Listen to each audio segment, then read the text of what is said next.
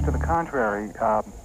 The photographers were there, it seemed, with a mission, and that was to photograph the interior of the car and the exterior of the car as quickly and methodically as they could. Jack, were you interviewed by the French police, you and Robin? Yes, we were. And are you going to have to return to Paris to give statements or to testify in this case? We understand that is a possibility, but as we speak right now, we have yet to be notified. You know what's interesting, Roger, is the fact that the Firestones arrived on the scene before the ambulance did and the paparazzi were snapping pictures. But while that seems so distasteful, it may not necessarily be the legal cause of the accident. And while, you know, we're all appalled at the conduct, you know, it may not be the cause. Well, that's right. It doesn't conclude that the paparazzi were the cause of the accident, but it's clear that from what they say that they were certainly on the scene. Jack, have you, since you have become in some way part of this story, have you become the subject of the paparazzi at all? That is the supreme irony as far as Robin and my son and myself are concerned, because we thought that when we were on the plane back home from Paris to New York in the beginning of September, after we had read our names in a couple of newspapers, English and French newspapers, we figured that was going to be it. When we arrived at the airport, at JFK Airport in New York, we were met by a dozen pieces of paparazzi and media. We spoke to them briefly. We were then, 45 minutes later, when we arrived home, we were met by another dozen pieces of media.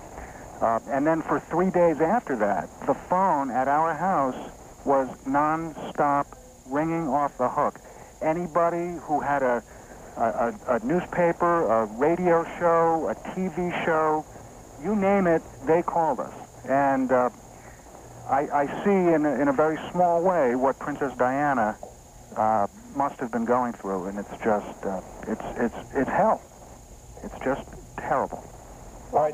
When you were at the scene, when you arrived within minutes after the accident, did you see a white car, a small white car at all? I don't remember. Robin, do you remember seeing any other cars in that tunnel that might have been involved in the accident? I don't. I did see a couple of other cars, which I did divulge to the police, but I could not say if they were involved in the accident because I didn't witness the actual accident. Jim, when they return, if they have to return to Paris to testify, will it be the kind of trial that we're used to seeing here in America where they testify, or what will the differences be? No, again, they would testify sort of in camera, that is, in the chambers alone, with the investigating magistrate, or if it's at the formal trial stage, with the trial judges. And the other parties, the accused, would not necessarily be present when they give their testimony. Their testimony may have very important implications, though, for the case of the paparazzi who are accused, because one of the things that what we've just heard makes an issue of French law is that France has the so-called compulsory Good Samaritan law. And the fact that the paparazzi were snapping pictures and not making any attempt to come to the aid of the victims of the crash could itself be an offense against French criminal law. Which means that maybe they didn't cause the accident, but once the accident occurred, they had an affirmative obligation under French law to do something. And if Robin and Jack saw them taking pictures, they may not. They may be guilty of one crime, but not another. That's right. Okay. We're going to take a break. Coming up, should Trevor Rees-Jones fear any legal repercussions when he meets with a Paris judge tomorrow? We'll look at that when we come back.